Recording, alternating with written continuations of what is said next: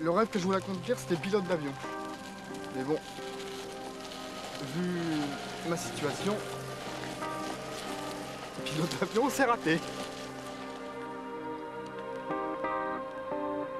La danse, c'est ma passion. Et puis, si l'occasion se présente, que ça peut devenir mon métier, forcément, je pense que je n'hésiterai pas. Quand on était petit, on voulait faire de la scène. Ça a toujours été un rêve.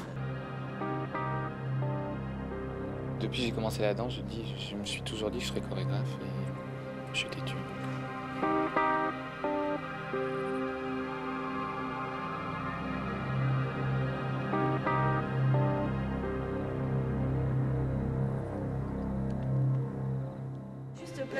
Bonjour monsieur, ça va? Ouais. Bordeaux, un soir de printemps.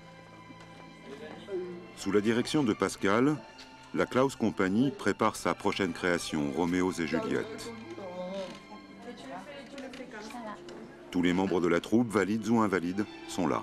Et 1, 2, 3, 4 et 5, 6, 7, 8, 1, 2, 3, non, 1, 2, 3, 4, 5, 6, 7. Alors là, c'est vous maintenant, vous la prenez aujourd'hui. Vous restez exactement dans la même chose. 1, 2, 3, 4, 5, 6, 7, 8. 1, 2, 3, 4, derrière, 5, 6, un bras droit, 7, 8. Vous reculez, ils arrivent, reculez, et tout le monde. Attitude, piquez, tombez, vous les suivez. Roulez, roulez, roulez. Je me demandais comment on pouvait danser avec une roulant n'est pas quelque chose d'esthétique à la base. Et c'est vrai que, comme on l'a dit souvent, Pascal a réussi à le rendre esthétique.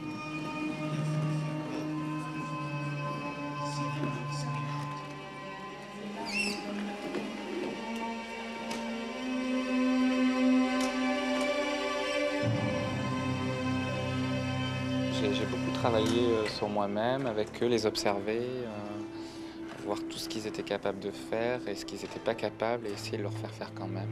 Parce qu'il y avait plein de tabous, de trouilles qu'ils avaient. Donc Cyril, Sandrine, elle ne pensait pas pouvoir tout faire. Et puis il y a aussi qu'ils ont une envie qui est encore plus puissante que nous, je crois, parce qu'ils ont envie de montrer à tout le monde que des fauteuils, c'est pas simplement des gens assis à rien faire. On voit qu'il y a une fougue qui donne des bonnes leçons à certains danseurs valides.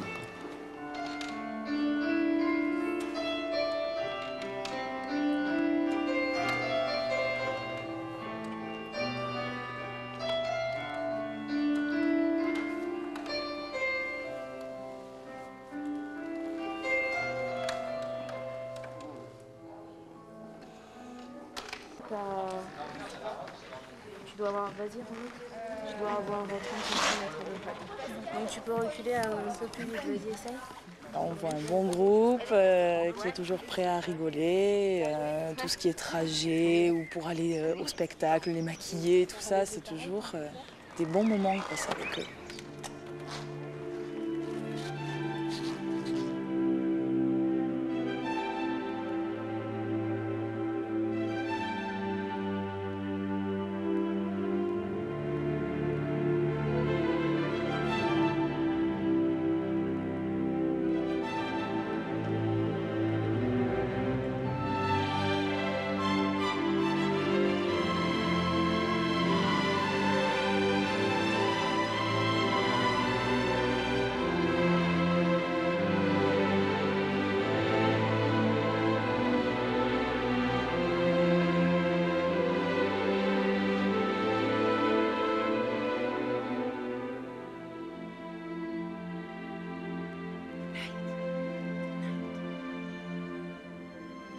Such sweet sorrow that I shall say good night till it be morrow.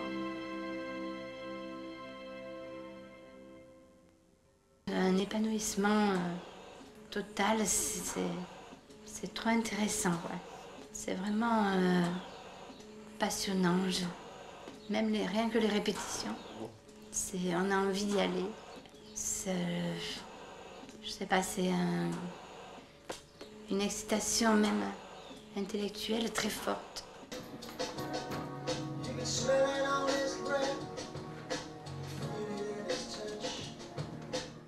Yannick, il est IMC, c'est infirme moteur d'origine cérébrale, et il a la motricité des gestes qui contrôle très mal. Et même la motricité de la langue, il ne peut pas la contrôler. C'est pour ça qu'il a ces problèmes d'élocution. Et depuis qu'il fait de la danse, il arrive à mieux contrôler ses gestes. Yannick, je l'ai connu petit. L'image que je gardais de Yannick Saint-Céline, c'était cette image d'un enfant qui avait donc une grande invalidité, une grande difficulté de communication du fait de ses athétoses, de ses mouvements non contrôlés. Et c'est vrai que sur scène, il m'a semblé effectivement qu'il a une capacité de contrôle de situation, une capacité de contrôle de sa relation à l'autre, aux danseurs valides, qui dépasse tout ce qu'on pouvait imaginer.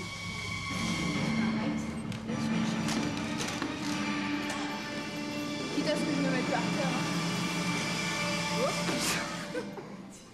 Moi, à mon avis, il va y avoir du mal dans l'air.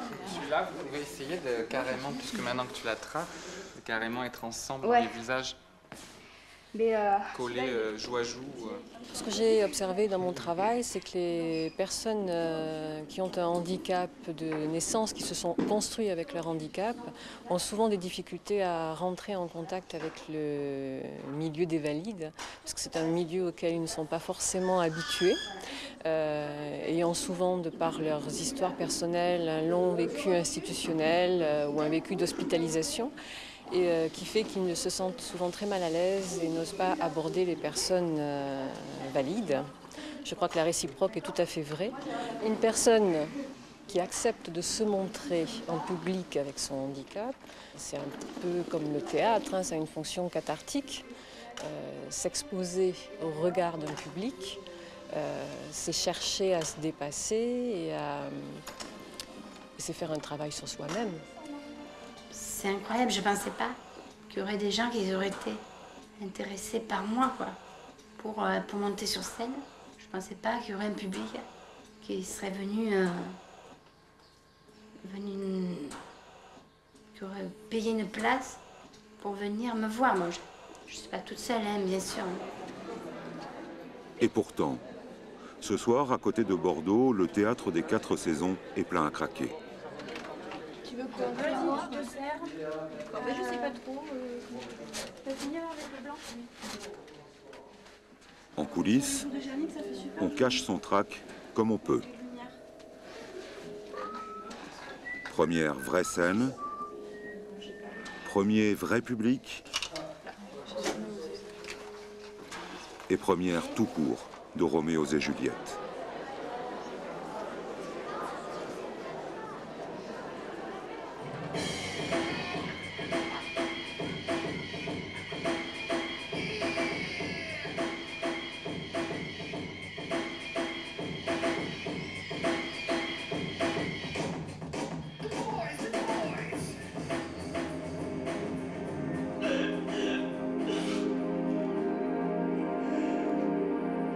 Juliet!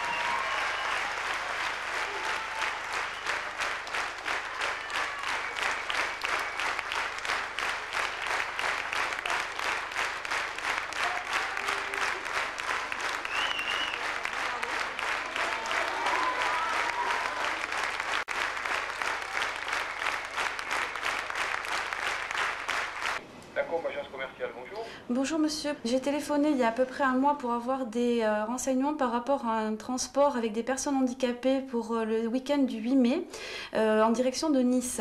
Dans le train, il n'y a que 2 places pour personnes handicapées. Oui. Est-ce que donc il y aurait possibilité, oui ou non, d'en mettre une 3e? Non, si elle vous a dit 2, c'est pas 3, c'est 2. Ouais. Vous comprenez? Tout à fait, Il y a quand même un raisonnement. Certes, il y a un caractère social à travers la SNCF et c'est pour ça qu'on transporte des handicapés, mais il y a quand même aussi un raisonnement commercial. Indéniable. Alors, l'équilibre, on essaye de le trouver. Pour satisfaire la majorité. D'accord. Bon, bah, écoutez, en tout cas, monsieur, je vous remercie. Et puis, je vous souhaite une bonne journée. Vous aussi, au revoir. Merci, au revoir. Voilà. La seule solution qu'on ait, c'est une voiture 30 000 francs. On ne peut pas. D'autres problèmes que nous rencontrons, ce sont des problèmes essentiellement d'accessibilité de la scène, parce qu'il est vrai que maintenant la plupart des salles sont accessibles au niveau du public ou handicapé, mais par contre au niveau des scènes, ça n'est pas accessible. On a toujours réussi à se débrouiller, je dis bien débrouiller parce qu'il n'y a pas d'autre terme, mais c'est vrai qu'après les conditions d'accueil et d'hébergement de ces personnes-là dans les salles de spectacle ne sont vraiment pas aux normes. Sandrine ? Sophie ? Pas de billet de train, pas de rampe, minuscules détails qui peuvent anéantir toutes les bonnes volontés. Le message est parfois très lourd à transmettre. J'ai une mauvaise nouvelle. Bon, on n'a pas de rampe. Voilà. Alors, il n'y a pas de rampe d'accès à la scène, donc je ne peux pas faire le spectacle. Celle qu'on avait trouvée, elle est trop petite. Elle fait que 3 mètres de long, donc la scène est trop haute. Celle de 3 mètres, elle est accès pour une scène de 70, et là, elle fait 1,10 m la scène, donc c'est trop petit. Et celle de Pessac? Celle de Pessac, ils ne peuvent pas la sortir. Et là, moi, je vois plus de solution, quoi. Donc voilà, donc c'est annulé.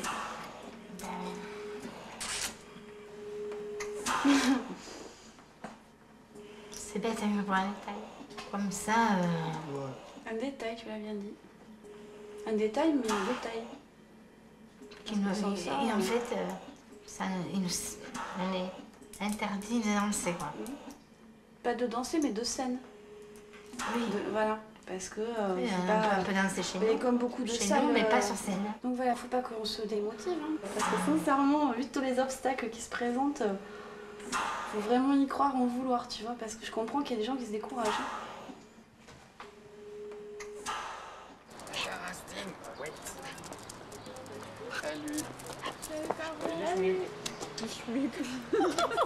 C'est dommage de devoir tout arrêter, des répétitions, enfin, du travail qui est anéanti à cause de ça. Mais je pense que ça va pas être le premier, quoi, ni le dernier.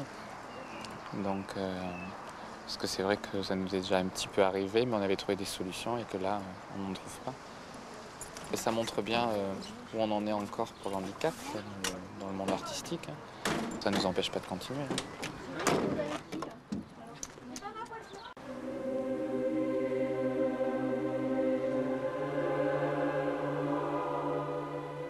Travailler pour essayer de chasser la déception. Continuer pour retrouver peut-être dès la rentrée prochaine ce bonheur de la scène qui est devenu la raison de vivre de Pascal, de Sandrine, de Yannick, de Cyril et de tous les autres.